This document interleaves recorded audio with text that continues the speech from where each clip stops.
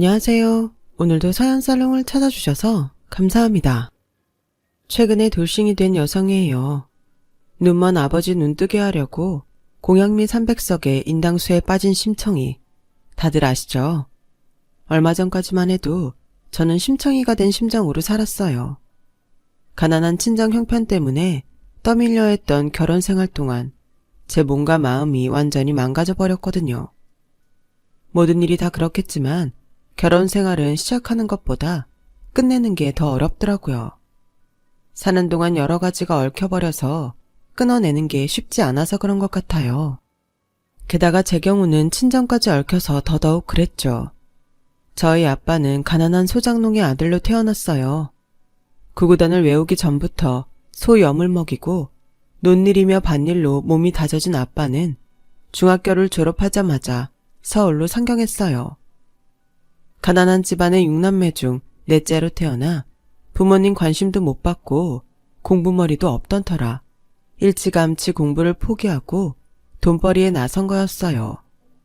어차피 집안 형편이 어려워서 누구 하나 아빠의 서울행을 막은 사람은 없었어요. 그저 없는 살림에 입 하나 줄어드는 게 반가웠을지도 모르죠. 당시만 해도 아빠는 서울만 가면 일자리 구하는 건 식은 죽 먹기라고 생각했지만 막상 서울역에 내려보니 현실은 완전히 달랐어요. 서울 오면 연락하라고 큰소리치던 사촌형은 산동네 사글세 단칸방에서 5 식구가 사는 처지여서 그 집에 얹혀 사는 건 애초에 불가능했거든요. 그래서 하루빨리 일자리를 얻어야 했지만 나이도 어리고 가방끈도 짧은 아빠를 선뜻 받아주는 곳은 없었어요. 결국 아빠가 일할 수 있는 곳은 막노동판이나 공장, 중국집 배달 같은 3D 업종들 뿐이었죠. 그래도 그때는 그게 어디냐 싶었대요. 잘 곳과 먹을 것만 책임져 주는 곳이면 어디든 들어갈 생각이었다더군요. 중국집 배달원으로 2년을 살고 이후엔 을지로에 있는 자동차 부품 공장에 들어가 본격적으로 기름밥을 먹게 되었어요. 노동시간에 비해 버는 돈은 박했지만 그래도 천성이 부지런하고 꾀부릴 줄 모르는 성격이라 일도 금방 배우고 자리도 금방 잡았어요. 그러다 갓 20이 넘은 나이에 같은 옷공장에서 일하던 여자를 만나 이른 결혼을 하게 되었죠. 그리고 이듬해 봄에 아들을 낳았는데 태어난 지 반년도 안 돼서 며칠 고열에 시달리다 세상을 떠났대요. 사람이 죽고 사는 건 하늘에 달린 일이라고 하지만 아빠는 첫 아이의 죽음이 가난 때문이라고 생각했어요. 그래서 그때부터 미친 듯이 돈을 버는데 열중하게 되었죠. 하루아침에 자식을 잃은 아내 마음은 나 몰라라 하고 말이죠. 결국 첫 번째 부인과는 얼마 안 가 이혼을 했어요. 그러다 30이 다 된 나이에 근처 백반집에서 일하던 저희 엄마랑 결혼을 했고 그해 겨울에 저를 낳으셨대요. 서로 죽고 못 살 정도로 사랑을 해서 결혼을 한 건 아니었어요. 엄마는 한겨울에도 얇은 점퍼 하나로 버티고 먹는데도 늘 돈을 아끼던 아빠가 가여워서 불쌍한 이 남자를 자신이 구원해 줘야겠다 생각했었대요. 아빠는 아빠대로 착하고 순박한 이 여자라면 불평 없이 가난한 살림도 꾸려줄 거라 믿은 거예요. 서울 하늘 아래 비빌언덕 하나 없던 저희 부모님은 서로를 의지하며 타양살이를 견뎌나갔어요. 우리 세 식구 사는 것도 빠듯한데 툭하면 시골에서 아빠 형제들이랑 친척들이 줄이어 올라와 우리 집 단칸방에서 지내다 가곤 했어요. 아빠는 그땐 다들 그렇게 살았다고 하지만 제 주변 친구들 중에는 그런 집은 없었어요. 우리 집이 좀 별난 편이었죠. 얼굴도 모르는 친인척들이 저희 집에 찾아와 생활들 하는데도 엄마는 단 한 번도 얼굴을 찌푸리거나 타박한 적이 없었어요.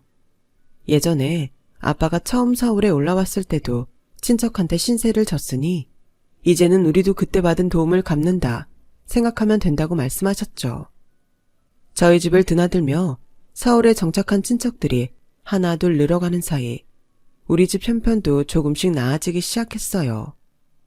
제가 국민학교 4학년이 되던 해 저희 가족은 단칸방을 떠나 방이 2개 있는 집으로 이사를 하게 되었죠. 난생 처음 내 방을 갖게 됐다는 생각에 저는 밤잠을 설칠 정도로 기뻤어요. 하지만 새 집으로 이사를 한 지 일주일도 안 돼서 시골에 있던 막내 고모가 저희 집에 온 거예요. 서울에서 직장에 다닐 거라면서요. 그날부터 저는 고모랑 방을 같이 쓰게 되었어요. 고모는 말도 많고 욕심도 많은 사람이었는데 우리 집에 있으면서 일어난 일들을 시골집에 고스란히 고자질하곤 했죠. 그리고 제가 알지 못했던 아빠 얘기도 많이 들려주었어요. 아빠가 저희 엄마를 만나기 전 결혼을 했던 사실과 그 사이에 아들이 하나 있었다는 얘기까지 모조리 다요. 그때 그 애가 죽지만 않았어도 우리 오빠가 니네 엄마랑 결혼할 일은 없었을 거야. 그랬다면 희준은 세상에 태어날 일도 없었겠지. 이게 다 죽은 오빠 덕분이다 생각하렴. 고모는 생각 없이 한 말이었겠지만 그 얘기를 들은 저는 충격이 이만저만이 아니었어요. 그래서 아빠한테 고모가 한 말이 사실인지를 물었고 그 일로 아빠가 고모한테 엄청 화를 냈어요. 그리고 그날 밤 평소 술 한잔 안 마시던 아빠는 몸을 가누기 힘들 정도로 만취해서 집에 돌아오셨어요. 술에 취한 아빠는 저를 불러 앉히시곤 눈물을 글썽이며 그러더군요. 다 내가 능력이 없어 그랬다. 돈이 없어서 그 어린 걸 병원에 한번 못 데리고 간 내 죄다. 희주야, 잘 들어라. 아빠는 남들한테 손가락질을 받든 욕을 듣든 상관없다. 내 새끼 안 굶기고 안 아프게 키울 수 있다면 무슨 짓이든 할 거야. 희주 너만큼은 돈 없어서 세상 뜨는 일은 없게 할 거라고. 그날 아빠는 어린 저를 끌어안고 한참을 우셨어요. 아빠 옷에서는 술 냄새와 기름 냄새가 진동을 했고 아빠 손톱 밑에는 시꺼먼 기름때가 끼어 있었어요. 가난해서 자식까지 잃어야 했던 가장의 서글픈 모습 앞에 저는 한 가지 결심을 하게 되었어요. 그동안 미래에 대한 꿈이 없었던 제게 꿈이 생겼거든요. 아빠, 나 커서 의사가 될 거야. 의사가 돼서 돈 없는 아이들 내가 다 고쳐줄 거야. 오빠처럼 가난해서 죽는 아이들 없게 내가 다 고쳐줄 거라고. 아빠도 엄마도 내가 고쳐줄게. 그러니까 울지 마. 어린 딸의 말에 아빠는 입을 벌린 채 아무 말도 못하시고 그저 눈물만 주룩주룩 흘리셨어요. 그리고는 기름때가 묻은 손으로 제 등을 토닥여 주셨죠. 꿈이 생긴 저는 그날부터 열심히 공부를 했어요. 어떻게 공부해야 의사가 되는지는 몰랐지만 아무튼 공부를 잘해야 한다는 건 알고 있었거든요. 중학교에 들어가고부터는 단 한 번도 1등을 놓친 적이 없었어요. 아빠는 제 성적표를 볼 때마다 세상을 다 가진 사람처럼 행복해 하셨죠. 제가 고등학교에 들어가던 해 아빠는 다니던 공장을 인수했어요. 사장님이 연세가 많이 드셔서 더는 공장을 운영하기 힘들다며 아빠한테 싼 가격에 넘기셨거든요. 공장을 인수하고도 아빠는 전보다 더 열심히 일을 하셨어요. 공부 잘하는 딸내미 의대에 보내려면 돈을 많이 모아야 한다면서요. 아빠의 기대에 부응하기 위해 저도 나름의 최선을 다해 공부를 했고 그렇게 고대하던 의대에 합격했어요. 제가 의대에 들어가자 아빠는 주변 공장 사람들을 불러 잔치를 벌였어요. 평소 돈 아까워서 술도 안 마신다고 아빠를 노랭이라 부르던 사람들은 아빠가 한턱 낸다고 하자 다들 한 걸음에 달려와 주셨어요. 이런 날 아니면 언제 김 차장한테 술을 얻어먹겠어? 지독한 구두쇠인 줄 알았더니 딸내미 의대 보내려고 악착같이 모은 거였구만. 잘 됐네, 잘 됐어. 앞으론 김 사장도 의사 딸 덕 좀 보고 살아야지. 다들 힘들게 기름밥 먹어가며 일하는 처지라 그런지 자신들 일처럼 모두들 기뻐해 주셨어요. 그동안 배움이 짧아서 기죽고 살던 아빠는 의사 딸을 만들었다는 생각에 감정이 복받쳤는지 눈시울이 붉게 물들어선 연신 웃으시더군요. 하지만 그런 기쁨도 잠시. 의대에 들어가기도 힘들지만 졸업하는 건 더더욱 힘들더라고요. 힘들어서가 아니라 학비 때문에요. 돈 없는 집 자식들은 의대에 다니지 말라는 건지 등록금 고지서를 받을 때마다 한숨이 나올 지경이었죠. 바쁜 시간을 쪼개서 과외도 여러 개 하며 돈을 벌어댔지만 학비를 내기엔 턱없이 부족했어요.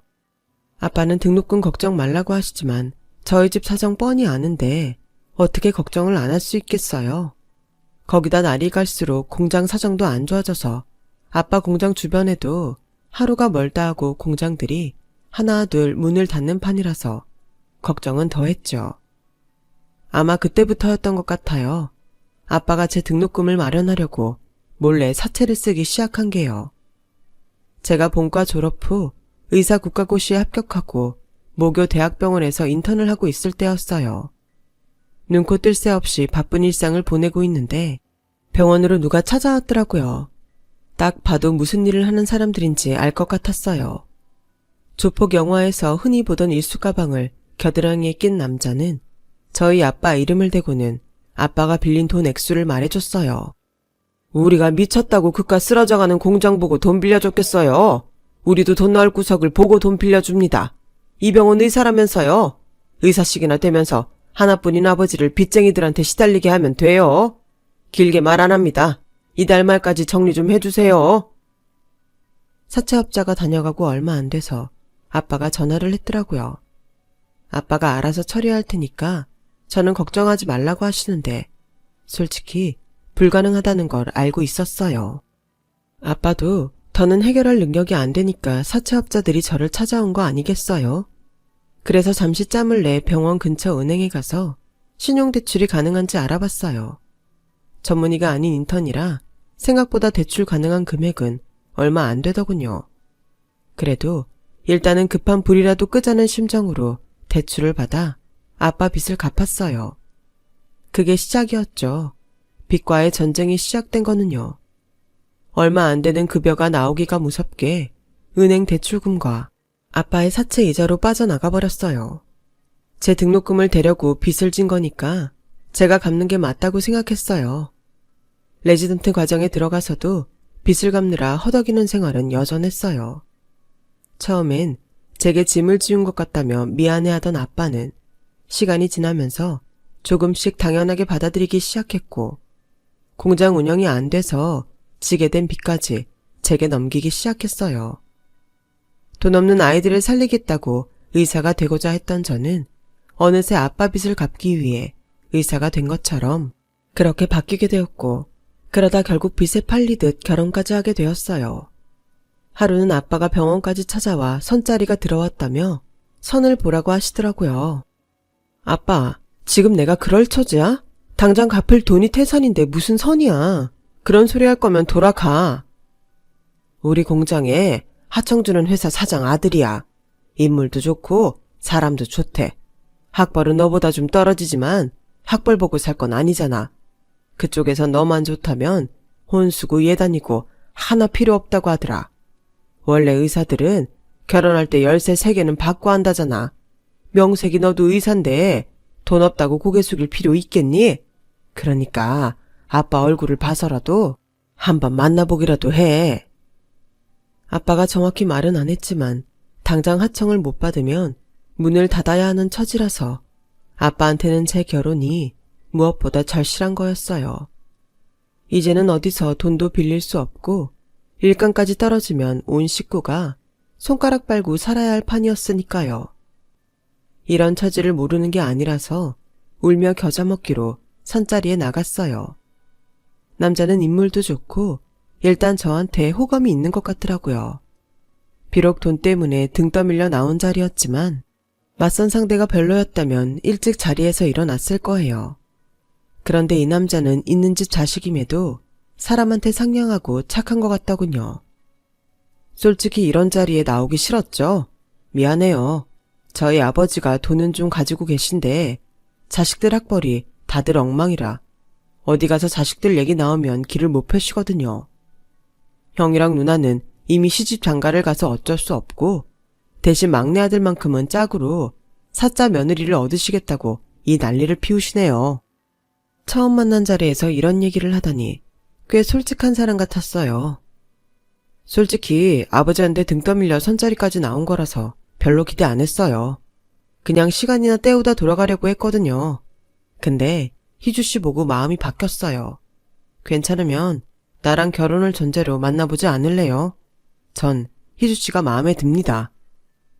순간 내 앞에 앉아있는 남자를 보면서 어쩌면 저 사람이 지긋지긋한 생활에서 나를 구원해줄 사람인지도 모르겠다는 생각이 들었어요.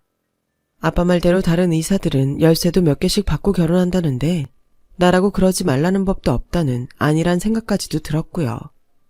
악마의 속삭임은 내가 가장 약해졌을 때 다정하게 다가온다고. 그때 상황이 딱 그랬어요. 결국 저는 현실 도피를 위해 맞선 남과 몇 달간의 연애 끝에 결혼을 했어요. 제 손으로 지옥 문을 열고 스스로 지옥에 들어간 셈이었죠. 결혼을 하면서 시댁에서 저희 집 빚을 모두 갚아주었어요. 혼수며 예단도 시아버지께서 미리 돈을 보내주셔서 그 돈으로 했고요. 부잣집으로 시집간다는 말에 아빠 형제들은 어떻게든 연줄을 대서 자신들도 콩고물을 얻어먹으려고 난리도 아니었어요. 우리가 힘들 땐 연락도 않고 발길도 끊던 사람들이 말이에요. 힘들 때 진짜 내 사람이 가려진다고 긴 세월 동안 저희 집을 거쳐간 사람들 중에 저희가 힘들 때 도움을 준 사람은 단 한 명도 없었어요. 그런데 부자 사위를 얻는다니까 다들 하루가 멀다 하고 저희 집을 찾는 걸 보니 가증스럽더군요. 그런 사람들 앞에서 아빠는 오랜만에 어깨에 힘을 주더군요. 그래, 이렇게라도 사람들 앞에서 우리 아빠 길을 세워줄 수 있으니 다행이다 생각했어요. 신혼생활은 시댁에서 마련해준 42평 주상복합 아파트에서 시작했어요. 저희 병원 근처라서 출퇴근도 편하고 무엇보다 전망이 좋았어요. 태어나서 처음으로 이런 고급스러운 집에서 살게 된 저는 한동안 이게 꿈이 아닐까 하는 생각을 하곤 했어요. 딱히 귀찮게 하는 시댁 식구도 없고 남편 역시 저의 바쁜 병원 생활을 이해해줘서 걱정할 게 없었어요. 그런데 제가 모르는 사이 뒤에서는 많은 일들이 벌어지고 있었더라고요. 저는 그걸 까맣게 모른 채 그저 내 남편이 나를 많이 아끼는구나 하고 착각을 했지 뭐예요. 아내가 예쁘면 처갓집 말뚝만 봐도 절을 한다고 제 남편은 저보다 제 친정을 살뜰히 돌봤어요. 명절이나 부모님 생신뿐만 아니라 툭하면 제 친정을 찾곤 했거든요. 부모님 용돈도 잘 챙기고 아빠 공장 문제로 집안에 목돈 들어갈 일이 생기면 제가 말하기도 전에 자기가 먼저 친정에 돈을 보내드리곤 했어요. 남편이 이렇게 제 친정에 잘하니까 저도 시댁에 잘하게 되더라고요. 레지던트 과정을 끝내고 전문의가 되자마자 그동안 저희 집 사정을 봐주신 시부모님께 종합검진을 해드렸어요. 없는 거 없이 잘 사시는 분들께 건강보다 더 필요한 건 없겠다 싶었거든요. 거기다 시부모님을 통해 지인분들이 저희 병원에 입원했다는 소식을 접하면 바빠도 가서 찾아뵙고 담당 의한테 부탁 인사도 드리곤 했고요. 의사 며느리 둔 덕을 톡톡히 보시도록 제 나름대로 최선을 다했어요. 가끔은 어머님 개모임에도 따라가 얼굴 마담 노릇을 하기도 했어요. 의사 며느리 둔 시어머니를 돋보이게 하기 위해서였죠. 제 성격에는 전혀 어울리지 않는 행동이었지만 시댁에 고마운 마음을 갚는 심정으로 했어요. 정작 저희 부모님이 어떤 일을 당하고 있는 줄도 모른 채 말이죠. 어릴 땐 입상 고모가 한심하게만 보였는데 이번 일에 있어서는 고모의 고자질이 큰 도움이 됐어요. 고모부랑 싸우고 한동안 저희 친정에 가 있던 고모는 제 남편이 집에 와서 벌인 짓들을 알려주었거든요. 예, 난 네가 부잣집에 시집갔다고 해서 얼마나 좋았나 몰라. 그런데 오빠랑 올키가 사위한테 그런 대접을 받고 사는 줄 알았으면 네 결혼 도시락을 싸들고 다니면서 말렸을 거다. 세상에, 아무리 지가 돈이 있어도 그렇지 어떻게 장인한테 무릎 꿇으란 소리를 할 수가 있어? 고모, 지금 뭐라고 그랬어? 그이가 아빠한테 무릎을 꿇으라고 했다고? 좀 자세히 얘기 좀 해봐. 그동안 남편이 제 친정을 자주 찾았던 건 사위로서 저희 부모님을 챙기기 위해서가 아니었어요. 밖에서 남들한테 받은 스트레스를 저희 부모님한테 풀기 위해서였죠. 나중에 남편 동창들한테 들어보니 남편은 학창시절부터 힘있는 애들한테 호구 취급을 당하던 사람이었어요. 가진 건 돈뿐이라서 돈으로 애들 비위를 맞추며 어울렸던 거예요. 자기보다 힘있는 사람 앞에서는 누구보다 비굴하고 약한 사람들 앞에선 돈 뿌리며 군림하려 드는 그런 족속이었죠. 애초에 저랑 결혼을 한 이유도 동창들 앞에서 의사 부인 내세워 자기 위치를 과시하려는 의도였어요. 돈만 있지 학벌도 변변치 않은 자신을 부인 학력과 직업으로 보상받으려고요. 그날 저희 친정에 찾아가 제 아빠한테 험한 짓을 한 것도 같이 몰려다니는 동창들한테 수모를 당한 걸 역으로 풀려고 간 거였어요. 명절도 아닌데 한우 선물 세트를 사들고 가서는 저희 엄마한테 술안주하게 구워달라고 하더래요. 고기를 안주 삼아 아빠랑 술잔을 기울이던 남편은 술이 얼큰하게 취하자 본성이 튀어나와 버린 거죠. 장인어른, 지금 한우가 목구멍으로 넘어가요? 아니, 솔직히 그렇잖아요. 남이 돈 빌려 쓰는 사람은 고기도 숨어서 먹으랬다고 어떻게 장인이 내 앞에서 뻔뻔하게 한우를 먹어요? 쪽팔리지도 않아요. 툭 하면 사위 돈 빌려 쓰는 주제에 쪽팔리지도 않냐고요. 나 같으면 굶어 죽어도 사위한테 돈 받아 쓰는 짓은 안 하지. 거지 새끼도 아니고 말이야. 허허, 우리 사위가 술이 좀 과한 모양이네. 오늘은 그만 돌아가서 쉬지 그러나. 지금 누구한테 명령이야? 내가 장인 취급 좀 해주니까 나랑 진짜 가족이라도 된 줄 착각하는 모양인데 웃기지 말아요. 내 돈 받아 쓰는 주제에 어디서 건방지게 훈계질이야. 막말로 장인 장모는 잘난 딸내미 팔아서 덕 보고 사는 거잖아요. 그럼 돈 대주는 물주한테 고개 빳빳이 들고 이러면 안 되는 거지. 설마 내가 그쪽을 장인으로 생각한다 착각하는 건 아니죠? 그러니까 앞으로 주제 넘게 나한테 이래라 저래라 하지 말라고요. 별 거지 같은 것들이 사람 열받게 해. 이복의 사위, 그럼 내가 어떻게 하면 되겠나? 어떻게 하면 자네 화가 좀 풀리겠느냐 말일세. 내가 자네 앞에서 무릎이라도 꿇으면 자네 화가 좀 풀리겠나? 그거 좋겠네. 내 돈 빌려서 먹고 사는 거니까 돈 빌려준 은인이 나한테 무릎 한번 꿇는 것도 괜찮지. 그래, 어디 한번 꿇어봐요. 그럼 내가 용돈 두둑히 줄 테니까. 남편의 말에 엄마는 더는 못 참고 제 남편한테 소리쳤어요. 자네 미쳤나? 아무리 없이 사는 척을하지만 어떻게 장인한테 무릎 꿇으라는 소리를 해? 아무리 못났어도 자네 장인일세. 자네 돈 좀 있다고 이래도 되는 건가? 참는 것도 한계가 있네. 아무리 술에 취해도 그렇지? 사람이 할 말이 있고 안 할 말이 있는 거야. 오늘 보니까 우리 장모님이 참 뻔뻔하시네. 내 돈 빌려다 쓸 땐 내 앞에서 납작 엎드리더니 오늘은 돈 안 준다고 잘난 척 오지게 하시는 거 봐. 왜요? 장모님, 돈 필요해요? 돈 달라고 이러는 거예요? 오늘은 얼마나 드릴까요? 10만 원? 아니지, 100만 원 줘요. 그럼 그 입 좀 닥치겠어요? 없으면 그냥 입 닫고 찌그러져 사세요. 뭘 자존심까지 세우려고 그래요? 애초에 그럴 거면 하나뿐인 딸을 돈 받고 팔지는 말았어야지. 나 개 차버린 거 다 알고 시집 보낸 거잖아요. 공장 넘어가게 생겼다고 우리 아빠 찾아와서 의사딸 며느리를 줄 테니 대신 빚 갚아달라고 한 사람이 누군데? 그래놓고 이젠 사위한테 대접까지 받겠다는 겁니까? 왜 내가 돈 쓰고 대접까지 해줘야 되는 건데요? 사돈 맺었다고 돈급으로 놀라고 그러는 모양인데 꿈 깨세요. 의사딸 없었으면 진작에 길바닥에 나 앉았을 주제에 감히 어디서. 내 말이 꼬아요. 꼬우면 이 결혼 물으면 되겠네. 물러. 다 물러. 대신 받아간 돈부터 다 갚으라고요.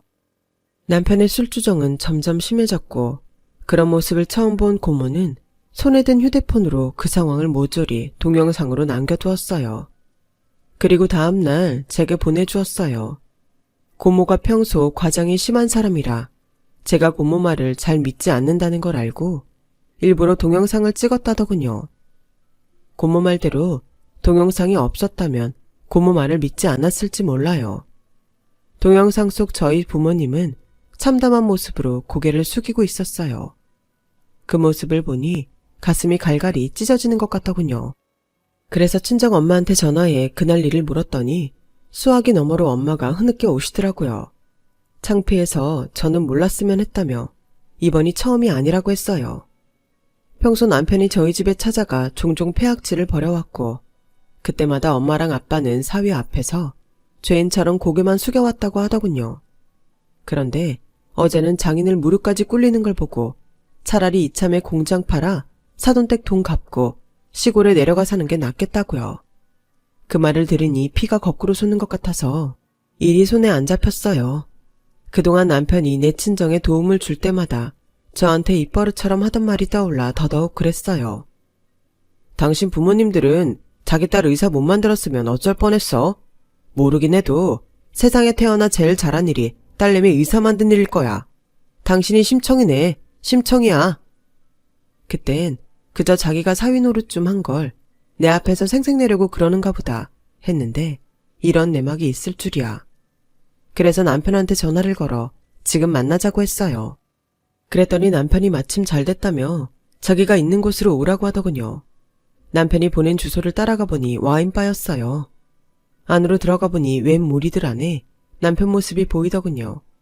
그런데 그곳에서 본 남편의 모습은 평소와는 사뭇 달랐어요. 친구로 보이는 일행들한테 말로 조리돌림을 당하면서도 웃으면서 굽신대고 있더라고요. 그 모습에 헛웃음이 났어요. 친구들한테 이런 대접을 받고 사니 자기보다 약한 내 부모한테 그런 짓을 벌인 거였구나 생각하니 한심하고 불쌍하기까지 하더군요. 그때였어요. 저를 발견한 남편이 제게 오라고 손짓했어요. 남편의 친구들은 삐딱하게 앉은 채 저를 보며 희죽거리더군요. 재수씨 왔어요. 우리 결혼식 때 보고 처음이죠. 그 사이 분위기가 많이 변했네. 한눈에 봐도 딱 의사야. 근데 의사식이나 되는 분이 왜 형식이 같은 놈이랑 결혼을 했어요? 얘 완전 찐딴데. 그 말에 남편은 얼굴이 찌그러졌어요. 그러다 친구 하나가 남편 얼굴에 치즈를 툭 던지고는 그랬죠. 인상 펴라. 형님들 술맛 떨어진다. 이게 의사 와이프 앞이라고 꼴에 자존심 세우는 거 봐라. 윤영씨 가서 담배 좀 사와. 내가 늘 피는 걸로. 그러자 남편이 제 눈치를 살피며 애써 그러더군요. 아 자식들이 장난이 심하네. 그래 이 형님이 동생들 생각해서 그깟 담배 사다 주마. 그리고는 저를 이끌고 자리를 피하려 하더라고요. 그러자 친구 하나가 우리 쪽으로 다가와 저는 놓고 혼자 갔다 오라고 하더군요. 그러면서 제 팔을 잡으려고 손을 내미는데 제 팔을 못 잡고 휘청하더라고요. 걸어올 때도 갈지자로 휘청대길래 술에 취해 그런가 했는데 테이블에 술병이 없는 게 아직 술을 마시지 않은 것 같았어요. 아무래도 몸에 이상이 있는 것 같길래 119에 신고를 하는데 그 순간 갑자기 그 친구가 쓰러진 거예요. 구급대원들이 오기 전까지 응급처치를 하고 저희 병원에 연락해 환자 상태를 설명하고 곧 구급차에 실려갈 거라고 얘기해 두었어요. 그렇게 남편의 친구가 구급차에 실려가자 남은 친구들이 제게 머리를 숙이며 고맙다고 인사를 하더군요. 좀 전까지 저희 부부를 깔보던 눈빛은 온데간데 없고 의사 앞에선 환자 가족 모드로 변해버렸더라고요. 그러자 남편은 어깨에 힘을 주고 마치 자기가 뭐라도 된 것처럼 친구들 앞에서 폼을 잡기 시작했어요.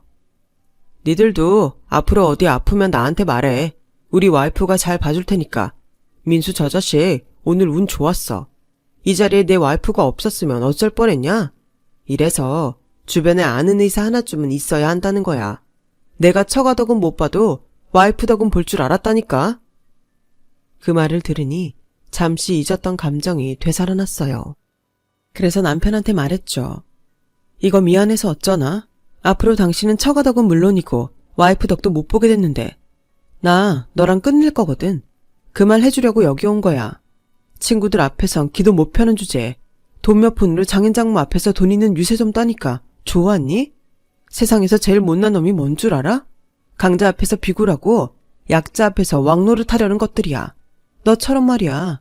오늘 여기 와보니까 당신 학창시절이 어땠는지 안 봐도 비디오더라. 친구들 웃기고 있네. 넌 이 사람들한테 그저 호구 잡힌 공짜 지갑일 뿐이라고. 호가호위라는 사자성어 알지? 당신이 내 등에 타고 사람들 앞에서 대접 좀 받아보려고 하는 모양인데 꿈 깨셔. 내가 누굴 등에 태우고 다닐 성격이 아니거든. 특히 너 같은 머저리 같은 놈은 억만금을 줘도 안 태워.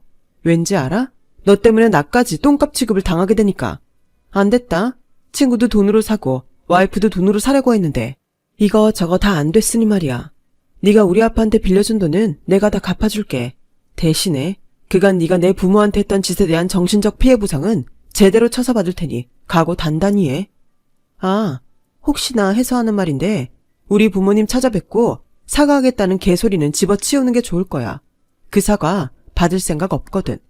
니깟 놈한테 고개 한번 숙이는 거는 그저 일상일 뿐일 텐데 그깟 거 받아서 뭐 하겠니? 안 그래? 그러니까 앞으로 인간인 척 사과하려 들지 말고 지금껏 살아온 모습 그대로 조금도 변치 말고 너답게 살아. 그래야 네 주변에 있는 사람들한테 죽을 때까지 욕 처먹고 살 거 아니니? 배 터질 때까지 욕 많이 쳐드시고 벽에 똥칠할 때까지 장수하길 바래. 알았냐, 이 개자식아? 저는 내 할 말만 하고는 남편을 두고 와인바를 나왔어요. 그리고는 바로 이혼 소송에 돌입했어요. 그동안 의사며느리 앞세워 지인들과 비즈니스적인 인간관계에서 톡톡히 덕을 봐왔던 시부모님은 어떻게든 이혼만은 막으려고 노력하셨지만 더는 돈 몇 푼에 내 부모님을 고통 속에 살게 할 순 없어서 저는 이혼을 택했어요. 그 과정에서 내 인생에 전혀 도움이 안 될 줄 알았던 고모 덕도 보게 되었죠. 고모가 찍어둔 동영상이 법정에서 꽤 유용하게 사용됐거든요. 시댁에서 저희 아빠한테 빌려준 돈은 제가 대신 갚아드렸고 위자료 1억에 재산 분할을 받기로 하고 4년간의 결혼 생활을 끝냈어요. 아빠는 당신이 딸 인생을 망친 것 같다시며 공장을 접고 엄마와 함께 고향으로 내려가셨어요. 거기서 농사를 지으며 사시겠다고요. 저는 병원 근처에 오피스텔을 구해 혼자 살고 있어요. 그런데 참 이상하죠? 전망 좋은 40평대 아파트에서 몸 편히 살 때보다 지금이 더 행복한 거예요. 좁고 허름해도 내 손으로 마련한 집에 살아서 그런가 봐요. 돌이켜보면 제 결혼 생활의 시작은 제 어깨에 짊어진 짐을 타인한테 떠넘기면서 시작된 게 아닌가 해요. 세상에 공짜는 없는 건데 그때는 그걸 몰랐던 거죠. 결국 그로 인해 더 큰 상처를 받게 된 거죠. 그래도 4년간의 결혼 생활을 통해 배운 것도 있어요. 행복은 남의 손으로 만드는 게 아니라 내 손에 흙을 묻혀가며 차근차근 만들어 가야 한다는 걸 알았거든요. 그러니 저한테 이혼은 불행이 아니라 행복의 시작이 될 거라 믿어요. 그래서 학창시절에 공부를 열심히 했던 것처럼 이제부터는 내 인생의 행복을 이루기 위해 하루하루 열심히 노력할 생각입니다. 지금까지 제 사연을 들어주셔서 감사합니다. 열심히 사시는 여러분 복 받으실 거예요. 여러분 사연 댓글에 응원과 현명한 조언 부탁드려요. 좋아요와 구독은 저에게 큰 힘이 됩니다. 오늘도 좋은 일 가득하세요.